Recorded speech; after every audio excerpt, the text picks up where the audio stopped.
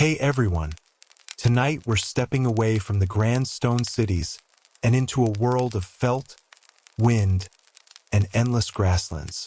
We're journeying to a place where alliances were sealed not with wax and parchment, but with horses, fermented mare's milk, and a series of rituals that were as pragmatic and brutal as the people who practiced them.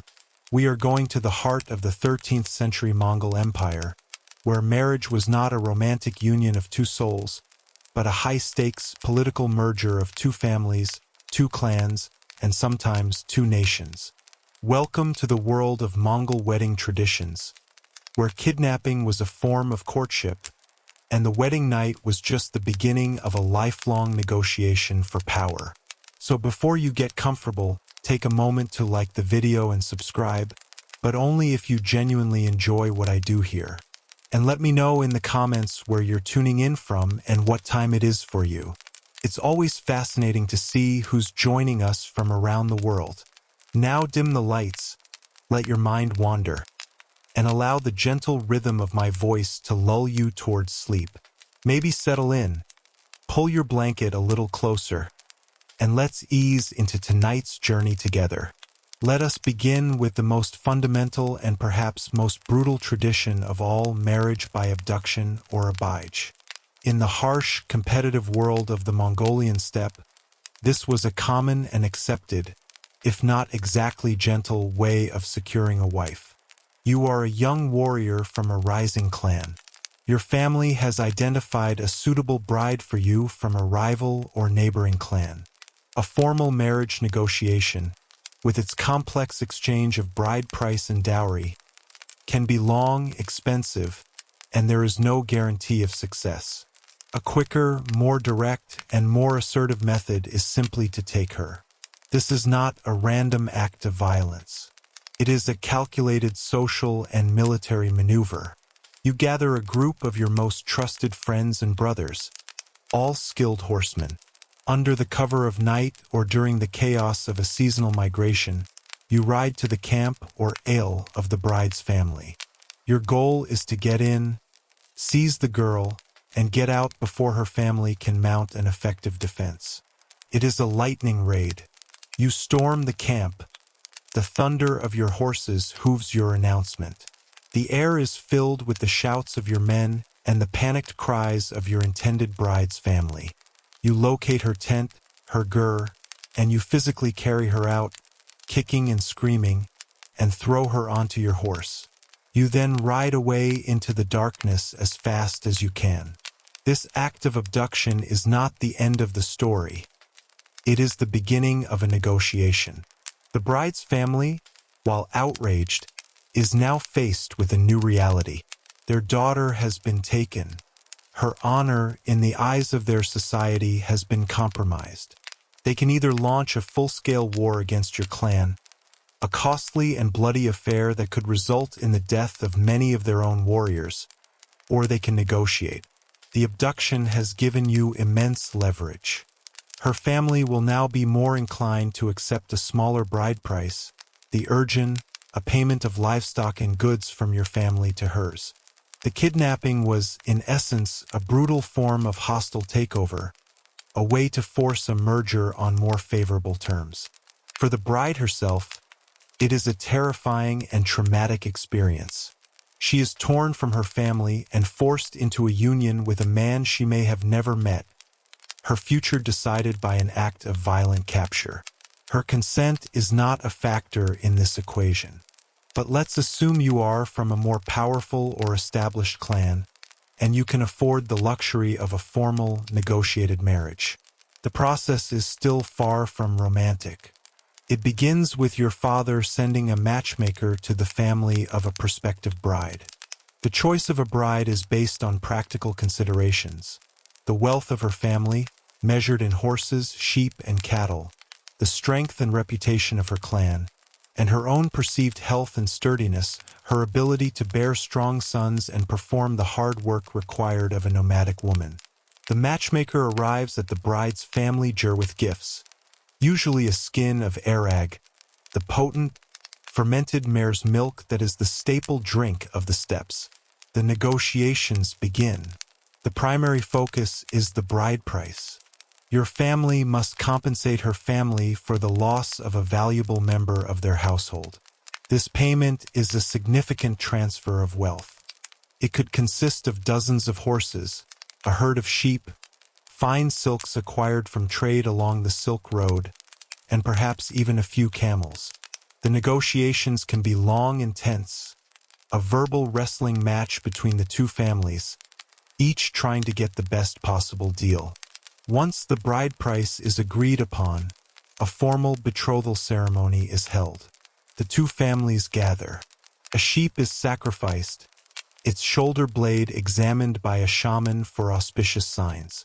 The two fathers share a drink of arag from the same bowl, a symbolic sealing of the pact. The couple is now officially betrothed, but they do not yet live together. The wedding itself might not happen for several years, often until the bride has reached a certain age or until the groom's family has finished paying the full bride price. When the time for the wedding finally arrives, it is a great, multi-day celebration. The bride prepares to leave her family's home for the last time as a daughter of their clan. Her dowry, her personal property that she will bring to the marriage, is packed onto carts. It includes her own gur, the portable felt tent that will be her new home, along with household goods, clothing, and her own personal livestock. This dowry ensures that she has some measure of economic independence and status within her new family. The bride is dressed in magnificent wedding attire. She wears a richly decorated silk robe, a deel, and an elaborate headdress, the bakta, a tall, conical hat decorated with precious stones and peacock feathers, so tall and ornate that she has to duck to get through the doorway of her tent. The journey to the groom's camp is a grand procession. The bride rides on a white horse, escorted by her brothers and male relatives. This is not just a journey. It is a final, symbolic test. As the procession approaches the groom's camp, his own friends and relatives will ride out and stage a mock attack. They will try to steal the bride back one last time. Her brothers must fight them off in a series of ritualized equestrian games and wrestling matches. It is a piece of theater, a final, playful echo of the more brutal tradition of marriage by abduction. It is a way for the groom's family to show that they are strong enough to take her, and for the bride's family to show that they are strong enough to defend her honor. Upon her arrival at the groom's camp, the wedding ceremony itself begins. It is a ceremony centered not on spoken vows, but on symbolic actions. The bride and groom are led to the new gur that she has brought with her. A shaman performs a purification ritual, circling the tent with a smoking branch of juniper to cleanse it of any evil spirits. The couple then performs a series of rituals to symbolize their new union. They might share a piece of fat from a roasted sheep, a symbol of wealth and sustenance. Their hair, which was in two separate braids, is now braided together into a single plait, a physical representation of their joining. And they share a bowl of arag, drinking from the same vessel to signify that they are now one family. The ceremony culminates in a great feast that can last for several days, a wild celebration of eating, drinking, wrestling, and horse racing. It is a way for the entire clan to affirm and celebrate the new alliance. The wedding night itself brings its own set of strange and brutal customs. In some Mongol tribes, there was a tradition where the groom's men would stand guard outside the bridal tent to protect the couple from evil spirits. In reality, their job was to listen for the consummation of the marriage.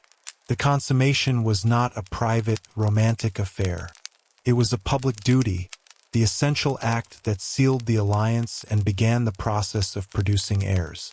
The bride was expected to be a virgin, and proof of this, often a blood-stained cloth, would be shown to the mothers of the couple the next morning. If the bride was not a virgin, it was a source of immense shame for her family, and it could even lead to the annulment of the marriage and the demand for the return of the bride price. The pressure on the young couple, surrounded by the noise of the feast and the expectations of their entire clan, must have been immense. It was a union born not of love, but of duty, a duty that was performed under the watchful and listening ears of the entire community. But what happened after the wedding feast was over? The last of the arag was drunk, and the guests had departed.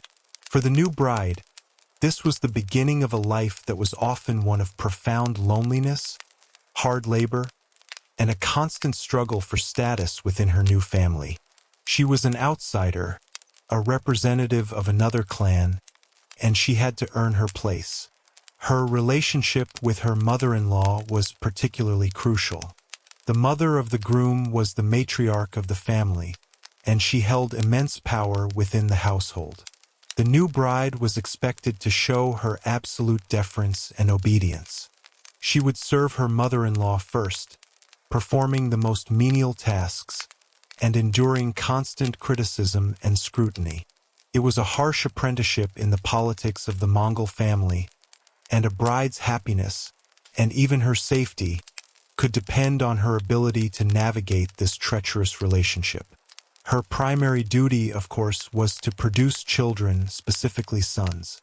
In the patriarchal world of the Mongols, a woman's value was intrinsically tied to her fertility. A son would continue the family line, inherit the family's wealth, and become a warrior for the clan. The pressure to conceive a male heir was immense. If a wife failed to produce a son after a few years of marriage, her husband had the absolute right to take a second, or even a third wife, a concubine, to try and secure his lineage. The first wife would retain her status as the senior wife, but she would now have to share her husband, her home, and her resources with a rival. This practice of polygamy often led to intense jealousy and conflict within the ger, creating a household filled with political intrigue and emotional turmoil. Furthermore, the physical realities of childbirth on the steppe were brutal. There were no hospitals, no trained doctors. The delivery would be attended by the older women of the clan, their knowledge based on tradition and experience, but with no understanding of modern hygiene or medicine. The mortality rate for both mothers and infants was terrifyingly high. To give birth was to face death, and every woman knew it. Let's also consider the legal framework of marriage. While a woman was, in many ways, the property of her husband and his family, Mongol law, the yasa, purportedly established by Genghis Khan, did grant women certain rights and protections that were unusual for the time. Adultery, for example, was considered a grave offense for both men and women, and was often punishable by death. A wife could not be sold by her husband, and, in the case of a husband's death, the tradition of the levirate was practiced. This meant that the widow would be inherited by her husband's younger brother or another male relative. This was not a romantic tradition. It was a pragmatic one, designed to ensure that the widow and her children were cared for, and more importantly, that the wealth and property she had brought into the marriage as a dowry remained within the groom's clan. The woman herself was a valuable asset, and she was not to be lost. Perhaps the most brutal aspect of the Mongol marriage system, however, was its role as a tool of empire and of political terror. This was particularly true for the daughters of the great Khans. A Mongol princess was a political chess piece of immense value. As we've discussed before, they were married off to the rulers of conquered or vassal kingdoms to ensure their loyalty. But let's look at the personal reality of this. You are a princess of the Golden Kin, a direct descendant of Genghis Khan. You have grown up in the heart of the empire, a world of immense power and wealth. And now, for the good of the empire, you are being sent hundreds, or even thousands of miles away to marry a foreign king you have never met, a man your father has recently conquered and humiliated in battle. You arrive in his court, a stranger in a strange land. You do not speak his language. His customs are alien to you. The food is unfamiliar, the climate is different. You are surrounded by a court that both fears you and despises you. They see you as a symbol of their subjugation, a Mongol overseer in their own palace. Your new husband may be polite to you in public, but in private, he resents you. You are a constant reminder of his own powerlessness, of his fealty to your father, the great Khan. Your marriage is a cold, loveless political arrangement, and your job is to be ruthless. You are there to watch him, to report on his activities, to ensure that his kingdom remains a loyal and productive part of the Mongol Empire. And there was often a darker, more brutal clause in these arrangements. It was a common Mongol practice for a new son-in-law, the foreign king, to be required to prove his loyalty by leading his own army in the service of the Khan, often in the most dangerous and far-flung campaigns. This had a dual purpose. It provided the Mongol army with more soldiers, and it conveniently removed the local king from his own power base, leaving his kingdom under the direct control of his new Mongol wife, you. But there was another, even more cynical aspect. It was understood that if the vassal king was killed in battle while fighting for the Mongols, his Mongol princess wife would then inherit his kingdom, which would then be fully and formally absorbed into the Mongol Empire. The marriage was not just an alliance. It was a potential long-term plan for annexation. Your wedding was, in essence, a death sentence for your husband's independence and quite possibly for him as well.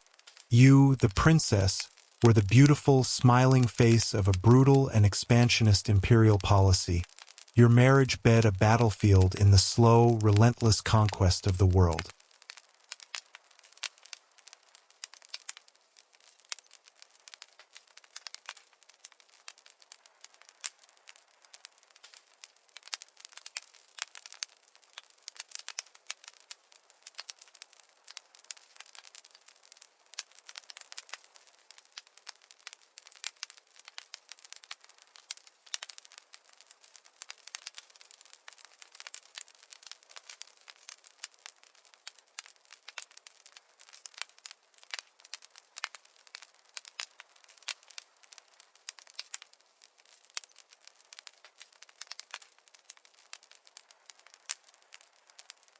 The sun is not yet a fierce eye in the sky, but a soft, milky orb hanging in the dusty air above the city of Uar.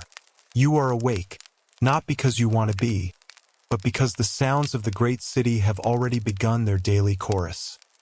The lowing of oxen being led to the fields, the clatter of potters' wheels, and the sharp, rhythmic tapping that will define your entire life. You are 9 years old, your name is Enlil Bani, and you are a student at the Edubba, the tablet house. This is the school for scribes in ancient Sumer, sometime in the 2nd millennium BC. You are not learning to be a warrior or a farmer. You are learning the most powerful and respected skill in your world, the art of cuneiform, the intricate, wedge-shaped script that records everything from the king's decrees to the price of barley. Your day will not be one of play, but of immense concentration, of endless repetition, and of the constant, stinging threat of the master's cane. Your journey to the Edubba begins before dawn. Your father, a moderately successful merchant, wakes you in the small, mud-brick house you share with your family. He is investing a significant portion of his wealth in your education. To have a son who can read, write, and count is a source of immense family pride and a ticket to social advancement. A skilled scribe can become an administrator, a priest, a steward of a great estate, or even a royal advisor. Your future, and the future of your family, rests on your small, ink-stained fingers. Your mother gives you a small lunch, 2 flatbreads, which you wrap carefully. Then you set off into the narrow, winding streets of Uar. You arrive at the Edubba, a simple mud-brick building like any other from the outside, but a place of immense importance within. The headmaster, the Umiya, a stern, learned man, is already there, as is the Ada Edubba, the father of the tablet house. the main teacher. His assistant, the seshgalu or big brother, is also present. He is an older student, and his job is to help instruct the younger boys and also to administer discipline. You take your place on a reed mat on the floor, your back straight, your eyes downcast. The school day is about to begin. Your first lesson of the day is practice. You are given your primary tool, a lump of wet, smooth clay, roughly the size of your palm. This is your tablet, your dub. Your other tool is your stylus, a piece of reed that can cut to have a sharp, triangular tip. The master begins by demonstrating. He takes a piece of clay and, with swift, precise movements, he presses the corner of his stylus into it, creating the beautiful, complex wedge-shaped marks that form your script. Your task is to copy him. You are still learning the basic signs. There are hundreds of them to memorize, each one representing a syllable or a word. Your hand is clumsy.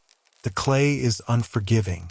If you make a mistake, you cannot simply erase it. You must smooth the whole tablet over and begin again. The seshgalu, the big brother, walks among the rows of younger students. He is a harsh critic. He inspects your work, his shadow falling over your tablet. If your wedges are too deep or too shallow, or if the angle is wrong, you will feel a sharp rap on the knuckles from his own stylus. If you are slow or inattentive, the punishment is more severe. The cane, a symbol of the teacher's authority, is never far away. The Sumerians have a proverb, a scribe whose hand moves as fast as his mouth. That is a scribe indeed. But they also have another. He who would excel in the school of the scribes must rise with the dawn. And another, more brutal one. The student's body is for beating. You learn quickly that discipline is the foundation of all learning. The morning is a long, grueling session of repetition. You practice the same signs over and over until your wrist aches and your fingers are cramped. O, bo, guyo. You are learning the building blocks of a language that can record a legal contract, an epic poem, or a message from the king to his general. After you have mastered the individual signs, you move on to learning the thousands of logograms, the symbols that represent entire words. You practice by copying lists of gods, lists of cities, lists of animals, lists of professions. This is how you build your vocabulary. You might spend an entire week doing nothing but writing out the names of different kinds of birds or fish. It is monotonous, mind-numbing work. Then comes the second, equally important part of your education, mathematics. The Mesopotamian world runs on numbers. You must learn to count, to calculate, to measure. You learn the sexagesimal system, a base 60 system of counting that is a legacy of your Sumerian ancestors and the reason you still have 60 seconds in a minute and 360 degrees in a circle. It is a powerful and complex system. You learn to perform addition, subtraction, multiplication, and division. You practice by solving practical problems, inscribed on special practice tablets. If a farmer has a field of this size, and the expected yield of barley is this much per unit of area, and the temple is owed a tax of 1/3 of the harvest, how much barley does the farmer have left? Your mind struggles with the complex calculations. A mistake in your arithmetic could, in your future career, mean a merchant is cheated or the king's tribute is miscalculated, a crime with severe consequences. At midday, there is a short break. You unwrap your 2 flatbreads and eat them quickly in the courtyard. There is little time for play. The afternoon session is dedicated to literature and formal composition. Now you are given a new type of tablet, often a round, lentil-shaped one that fits comfortably in your hand. The master recites a line from a famous work of literature, perhaps a proverb, a hymn to a god, or even a passage from the great epic of Gilgamesh. Your task is to transcribe his words, to get the signs exactly right, to capture the rhythm and flow of the language. This is a test of both your memory and your skill as a writer. The Ada Aduba listens as you read your work back to him. Any error, any hesitation, and you will be corrected, often with a sharp word or a sharper rap of the cane. This is how you learn the classics. You do not read them silently to yourself. You learn them through oral recitation and endless, painstaking copying. You copy the great myths, the story of Inanna's descent into the underworld, the creation epic of the Enuma Elish. You copy the law codes like the famous code of your king, Hammurabi of Babylon, learning the intricate legal formulas that govern your society. You copy royal inscriptions, the boastful accounts of your king's military victories and his great building projects. You are not just learning to write. You are absorbing the entire cultural, religious, and political foundation of your civilization. You are becoming a vessel of Mesopotamian knowledge. As the afternoon sun begins to dip lower, casting long shadows across the courtyard, the nature of your lessons might change again. You move from copying literary texts to practicing the composition of practical documents.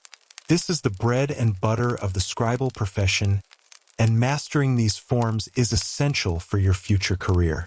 The Ada Aduba gives you a hypothetical scenario. A man wishes to sell his orchard, which contains 52 date palms, to his neighbor. The price agreed upon is 3 shekels of silver. Draft the contract. You take a fresh, rectangular tablet and begin to compose. You must use the precise, formulaic language of legal documents, a language designed to be unambiguous and legally binding. You start with the names of the seller and the buyer, and the names of the witnesses. You carefully describe the property being sold. You state the price clearly. You include clauses about penalties for breach of contract. Every word has weight, every phrase a legal precedent. You are learning to be a lawyer, a real estate agent, and a notary all at once. Your stylus the instrument that formalizes the economic life of your city. Or perhaps the task is to draft a letter. A merchant in UR wishes to send a message to his agent in the distant city of Mari. He wants to know why the shipment of cedarwood he paid for has not yet arrived. You learn the proper forms of address, the polite honorifics used when writing to a business associate. You learn to be concise, to convey information clearly and efficiently. You also learn how to physically prepare the letter for its long journey. Once your message is inscribed on the small tablet, you might wrap it in a thin layer of clay, creating a kind of envelope. On the outside of this clay envelope, you inscribe the name of the recipient. The entire package is then baked, creating a secure, tamper-proof message. Only the intended recipient can break the outer shell to read the letter within. You are learning the ancient art of secure communication. The school day is long, lasting from sunrise to sunset. It is a grueling test of your physical and mental endurance. By the end of the day, your back is aching from sitting on the floor. Your eyes are strained from staring at the tiny cuneiform signs, and your hand is cramped into a claw from gripping the stylus. There is no recess, no time for idle chatter. The Aduba is a serious place, a factory for producing the essential administrative class of the empire. But there are occasional moments of humanity. You might share a quiet joke with the boy sitting next to you when the big brother isn't looking. You might feel a surge of pride when the master praises one of your tablets as well-formed. These small moments are oases in a long desert of hard work. Finally, as the sun sets, the Ummiyah dismisses the school. You carefully gather your practice tablets. The ones you have messed up will be dunked in water overnight, the clay to be recycled and used again tomorrow. The ones you have done well on, your good tablets, you might be allowed to take home to show your father, a tangible proof of his investment paying off. You bow to your teachers and exit the adaba into the cool evening air. The streets of UR are now bustling with people returning home from their own day's labor. You see the baker, his face white with flour, the fisherman, his nets smelling of the river, the soldier, his bronze helmet gleaming in the fading light. You know that your path is different from theirs. Their work is of the body, of muscle and sweat. Your work is of the mind, of knowledge and the sacred power of the written word. You arrive home, tired but proud. Your father inspects your good tablet. He might not be able to read the cuneiform himself, but he can see the neatness of the signs, the confidence of the strokes. He nods in approval. This is your future. You eat your evening meal, and then, while other children might play games or listen to stories, you are expected to practice. Your father might quiz you on the mathematical problems of the day or have you recite the proverb you learned. There is no escape from your studies. Your childhood is a sacrifice, offered at the altar of your future career. As you finally lie down to sleep on your reed mat, your mind is a swirl of cuneiform signs, of multiplication tables, of lines from the Epic of Gilgamesh. You are exhausted, but you also feel a sense of purpose. You are part of something vast and ancient. You are learning the secret code that unlocks the wisdom of your ancestors, that records the laws of your king, that tracks the movements of the gods in the heavens. You are learning to be a scribe, and in ancient Mesopotamia, that meant you were learning to be the mind of the empire, the memory of civilization itself, one wedge-shaped mark at a time.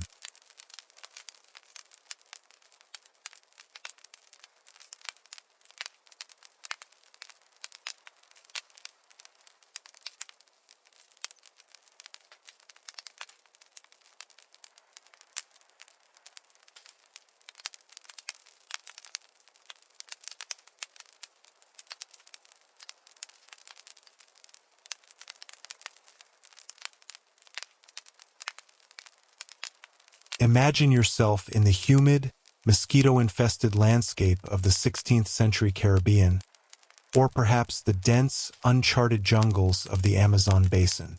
You are a Spanish missionary, a Franciscan or a Dominican friar, and you have traveled thousands of miles across a terrifying ocean, leaving behind the familiar comforts of your monastery in Salamanca or Toledo. Your divine mission, the purpose that consumes your entire being, is to bring the light of the one true faith to the indigenous peoples of this vast and bewildering new world. But you have encountered a problem that your years of theological training did not prepare you for, a language barrier so profound it feels like a solid wall.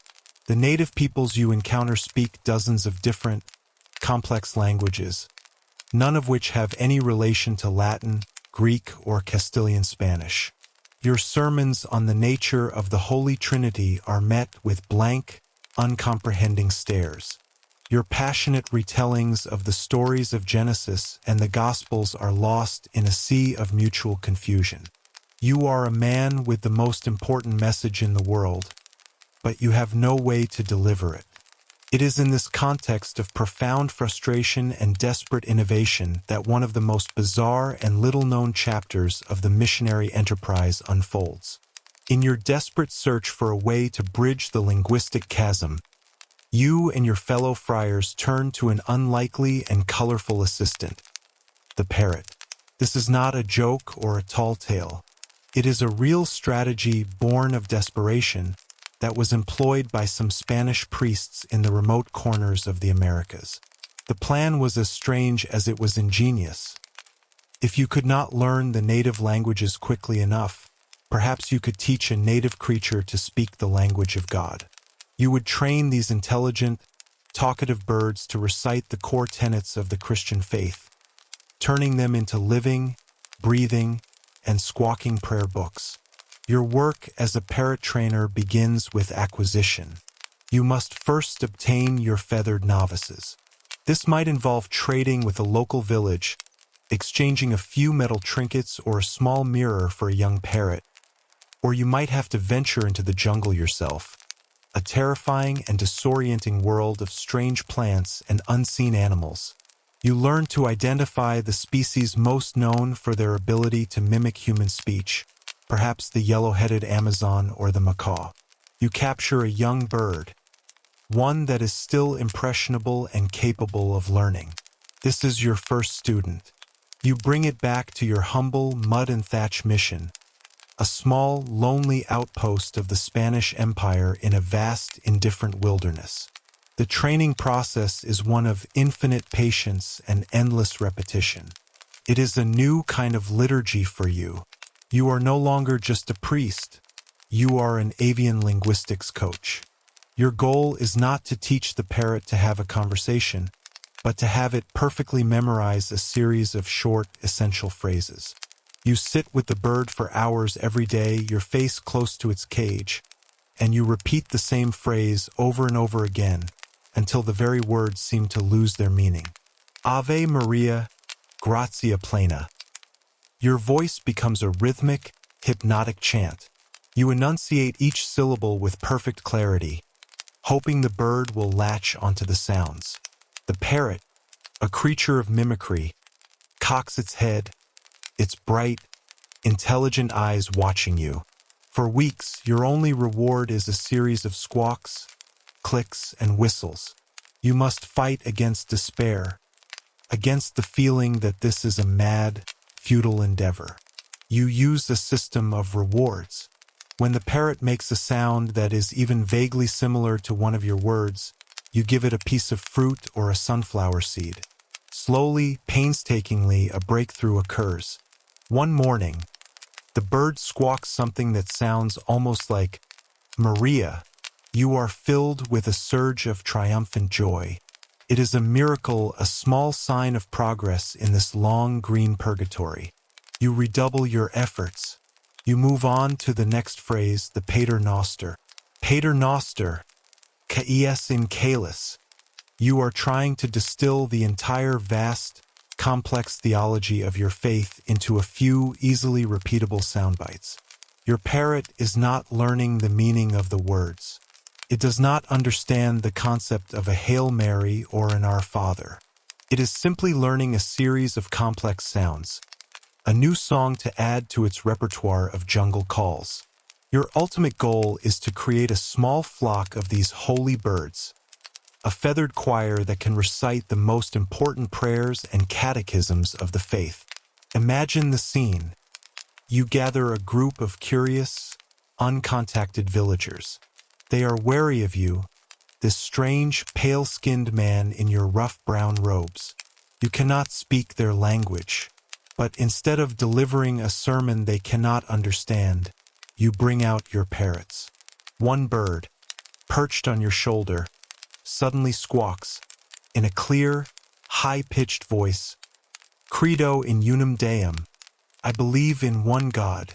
Another, from a nearby branch, screeches, Sancta Maria, Mater Dei, Holy Mary, Mother of God. For the villagers, who live in a world where the natural and the supernatural are deeply intertwined, where animals are often seen as messengers of the spirits, this must have been a profoundly strange and perhaps even powerful experience.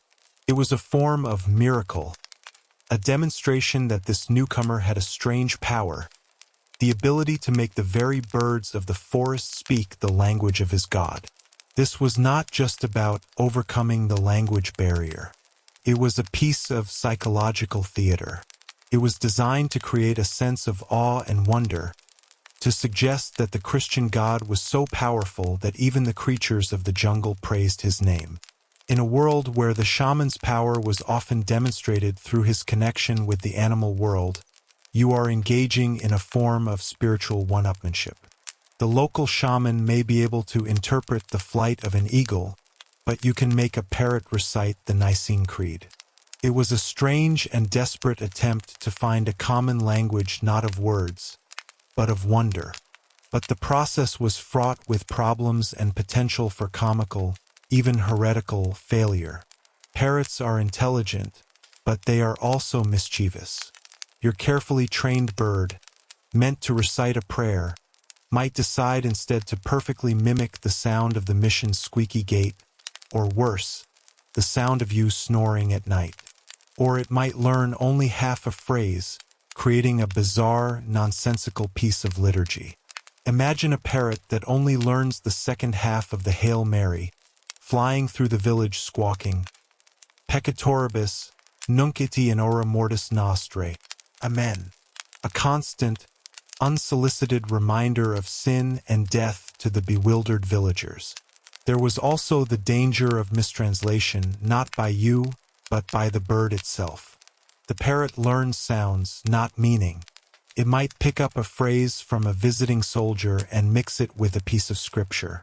The potential for a bird to squawk a string of blasphemous Spanish curses followed immediately by a pious amen was a constant risk, one that could undermine your entire evangelical effort in a single, embarrassing moment. You had to constantly monitor your birds to keep them isolated from sources of impure language, turning your small mission into a kind of avian monastery, a cloister for the vocally gifted. The entire enterprise was a testament to the strange collision of worlds that was the conquest of the Americas, a story of profound faith, of desperate communication, and of the surreal, comical, and ultimately doomed attempt to teach a parrot how to pray. Your grand experiment in avian theology was not just a curiosity. It was part of a broader, often desperate strategy of cultural and religious syncretism. As missionaries, you were on the front lines of a colossal clash of worldviews. You quickly learned that simply declaring the native gods to be demons was often ineffective. A more successful strategy was to find points of connection, to map your Christian beliefs onto the existing spiritual landscape. You learned to build your churches on the ruins of their old temples, allowing the sacredness of the physical location to transfer to your new faith. You learned to associate your saints with their local deities. Perhaps the Virgin Mary could be presented as a new, more powerful version of a native mother goddess. This was a complex and morally ambiguous process. Were you truly converting them, or were you creating a new, hybrid faith, a Christianity with a pagan heart? Your parrot project was the most literal and bizarre form of this syncretism. You were taking a creature of the local environment, a bird that might have its own significance in native mythology, and attempting to make it speak with the voice of a foreign god. The hope was that this act would create a bridge of understanding, a Rosetta Stone of faith. If the natives saw a familiar creature speaking the unfamiliar words of your religion, perhaps those words would seem less alien, less threatening.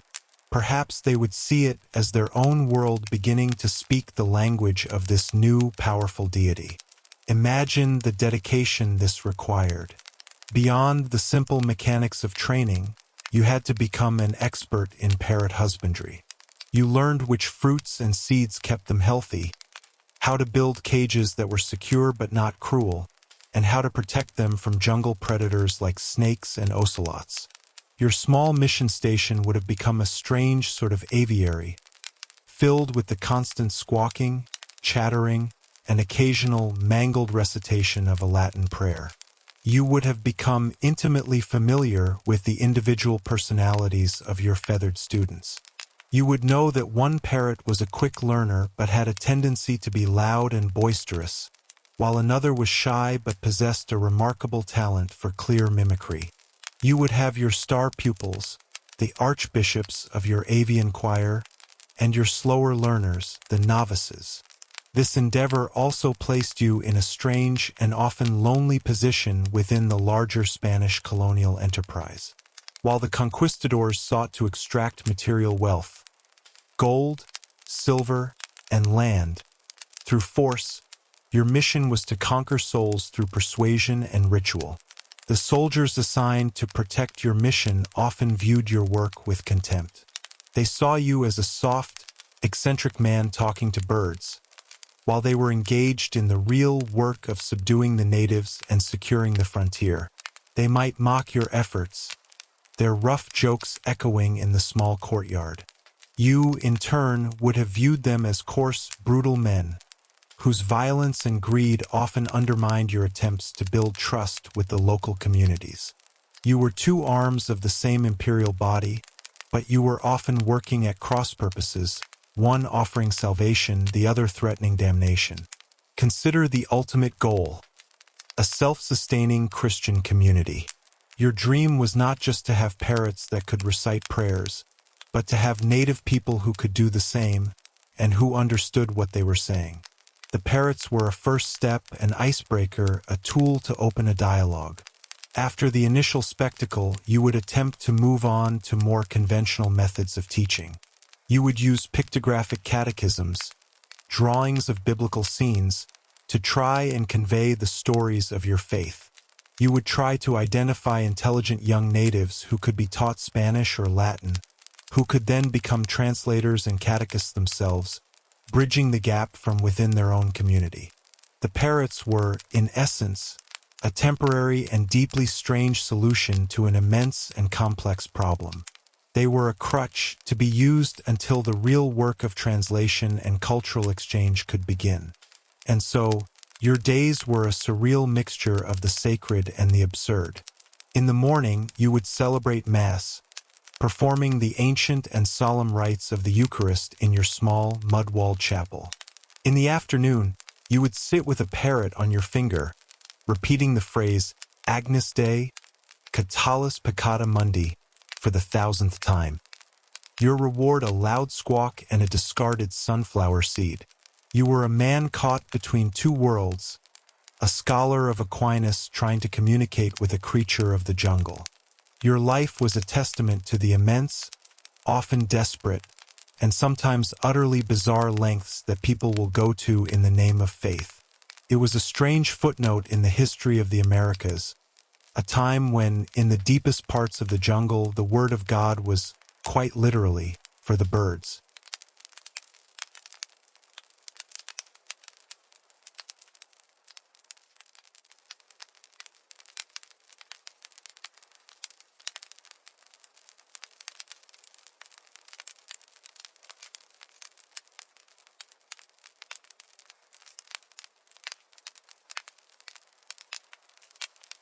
The city of Edo, the future Tokyo, is a bustling, sprawling metropolis in the 18th century, the heart of the peaceful, prosperous, and rigidly controlled Tokugawa shogunate.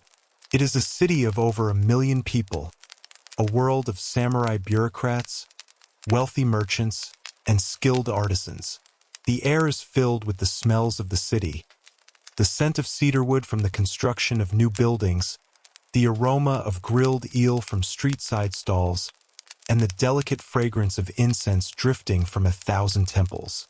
But beneath this veneer of prosperity and refinement lies another, far more pungent reality. A city of 1 million people produces a staggering amount of waste, and in an age before modern sanitation, someone has to deal with it. And that someone is you. You have the most necessary, the most reviled, and without a doubt, the world's smelliest job in Edo, Japan. You are a human waste collector. Your social status is at the absolute bottom of the rigid Japanese class hierarchy. You are part of the bureaucracy, the hamlet people, an outcast group associated with occupations considered impure in a Buddhist and Shinto worldview. These are jobs that involve death, blood, or filth. Butchers, tanners, executioners, and you. You live in a designated, segregated neighborhood on the outskirts of the city, a place the other citizens of Edo avoid. Your very existence is a paradox. You perform a service that is absolutely essential for the health and cleanliness of the city, yet you are considered unclean, a person to be shunned and pitted. Your workday begins in the dead of night, while the rest of the great city sleeps. You do not want to be seen. You and your team, other men from your village, make your way into the silent streets of Edo. Your tools are simple and brutally effective. You carry 2 large wooden buckets, suspended from a thick bamboo pole that you balance on your shoulder. Your destination is the back alleys of the samurai and merchant districts, where the city's privies are located. These are not water-flushing toilets. They are simple outhouses, often just a hole in the ground with a pot or a trench beneath it. Your job is to empty them. The work is as foul as it sounds. You use a long-handled ladle to scoop the raw human waste, the night soil, from the pits and into your buckets. The stench is overwhelming, a physical force that stings your nostrils and catches in the back of your throat. You have been doing this job since you were a boy, but it is a smell you never truly get used to. You learn to breathe through your mouth, to disconnect your mind from your senses. You work quickly and quietly, a silent, nocturnal ghost performing the city's most necessary and most disgusting task. You must be careful not to spill any of your cargo. To do so would be a great offense, polluting the street and angering the residents. With your buckets full, your real journey begins. You hoist the heavy pole onto your shoulder, the weight of the 2 full buckets making you grunt with effort. You then begin the long walk back out of the city, a slow, shuffling procession of other men just like you, each one carrying their own pungent load. You are a river of filth, flowing out of the sleeping city under the cover of darkness. Your destination is the countryside, the farms that surround the great metropolis of Edo. And this is where the strange and wonderful alchemy of your profession takes place. Because what you are carrying is not just waste. In the intensive, highly productive agricultural system of Edo Japan, it is a treasure. It is night soil, a rich, nitrogen-dense, and incredibly valuable fertilizer. Japanese agriculture did not rely on animal manure as much as its European counterpart. Instead, it was built on a sophisticated system of recycling human waste to replenish the soil. The night soil you collect is not dumped. It is sold. You are a key part of one of the most efficient and sustainable urban-rural nutrient cycles in pre-modern history. You arrive at a farm on the outskirts of the city. The farmer is waiting for you. He is a man you have a long-standing business relationship with. He is not a wealthy man, but he values what you bring. A negotiation takes place. The price of your night soil depends on several factors.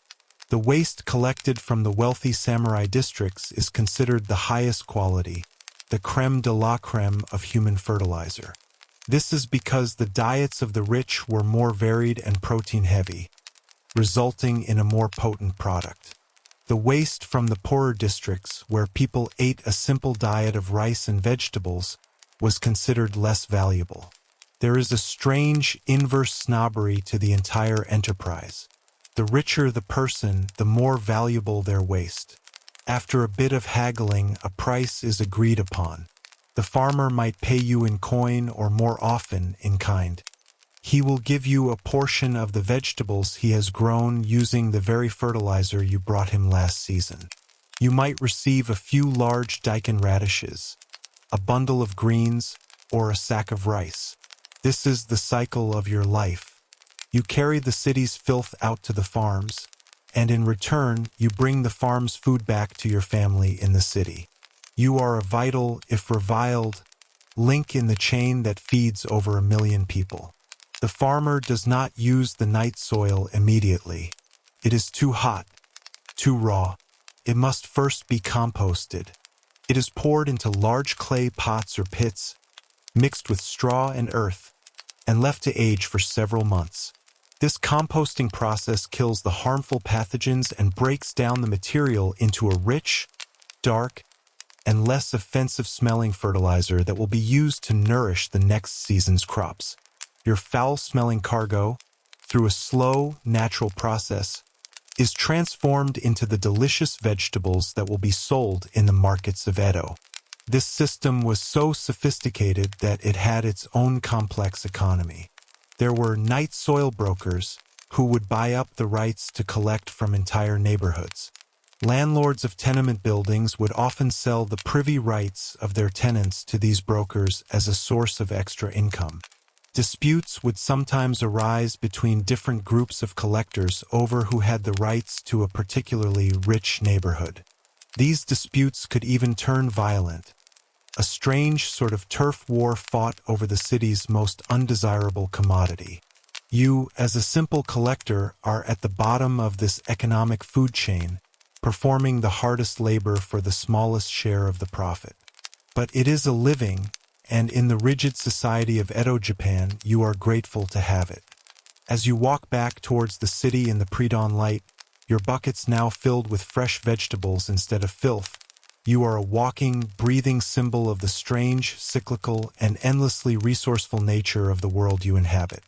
Let's delve deeper into the social and psychological landscape of your existence. Being a bureaucraman is more than just having an unpleasant job. It is an inherited, inescapable status. You are born into this world, and you will die in it. Your children will inherit your profession and your social stigma. You are not allowed to live within the main city walls among the other classes, the samurai, the artisans, the merchants. Your community is a separate, self-contained hamlet, often located near a river for convenience in your unclean trades like tanning. But this also makes it vulnerable to floods.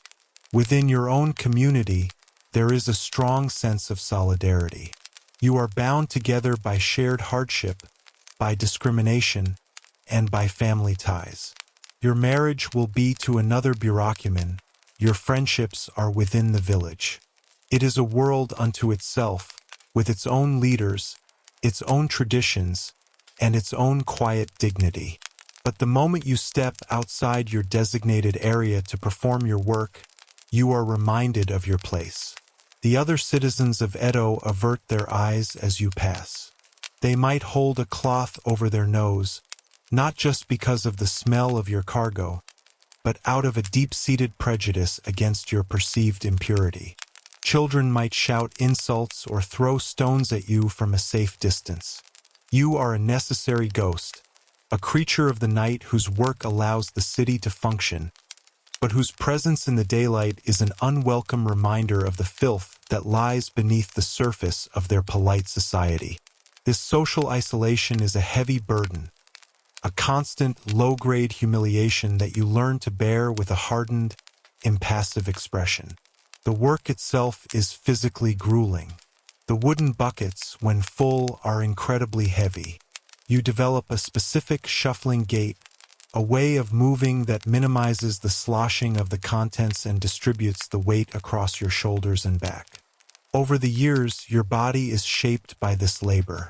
Your shoulders become thick and powerful, your back permanently bowed. The smell of your trade seeps into your clothing, your hair, your very skin. No amount of scrubbing can ever fully remove it. It is a part of your identity, the scent of your social station. There are also physical dangers. The work is done in the dark, and the unlit alleyways of Edo are full of hazards. You could trip on a loose cobblestone, sending your foul cargo spilling across the street, an accident that would bring the wrath of the homeowners and a potential fine. The work also exposes you to disease. You are constantly in contact with human waste, a breeding ground for pathogens. While the composting process eventually sterilizes the material, the collection is a hazardous affair. You and the other men in your profession suffer from a high rate of infections and gastrointestinal illnesses. Your life expectancy is significantly lower than that of the average Edo citizen. Despite the hardship and the stigma, you take a quiet pride in your work. You understand its importance in a way that the samurai you serve never could. You are a master of a complex system. You know the city's secret geography, its network of back alleys and hidden privies. You have a mental map of your collection route, and you know the quality of the product from each house. You are part of a great, sustainable cycle that the modern world has largely forgotten. You see the direct connection between the waste of the city and the food on its tables. You understand, in a very real and visceral way, that nothing is ever truly wasted, that even the most reviled substance can be transformed into something that gives life. Your relationship with the farmers you supply is a complex one. They need you and you need them. While they might share the general society's prejudice against you, a bond of mutual, pragmatic respect often develops. You are reliable business partners. The farmer knows you will bring him the fertilizer he needs to make his land productive, and you know he will pay you with the food your family needs to survive. These interactions on the dusty roads outside the city are some of the few times when you are treated not as an outcast, but as a fellow working man, a vital cog in the great economic machine of Edo. As you finish your route for the night and begin the long walk home, the first hints of dawn are breaking over the city. The sky is turning from a deep indigo to a soft, pearly gray. The morning mists rise from the Sumida River. The city is beginning to stir. You hear the first sounds of the temple bells, the clatter of wooden shutters being opened. Your work is done just as the world of the clean people is beginning. You slip back into your segregated hamlet, a shadow returning to the fringes. You scrub yourself down with harsh soap and cold water. You share a meal with your family, the very vegetables that your foul cargo helped to grow. You have performed your essential, invisible, and utterly thankless task. You have taken the city's filth and turned it into its food. You have allowed the great, glittering city of Edo to remain beautiful, to remain healthy, to maintain its illusion of effortless grace. And you will do it all again tomorrow night.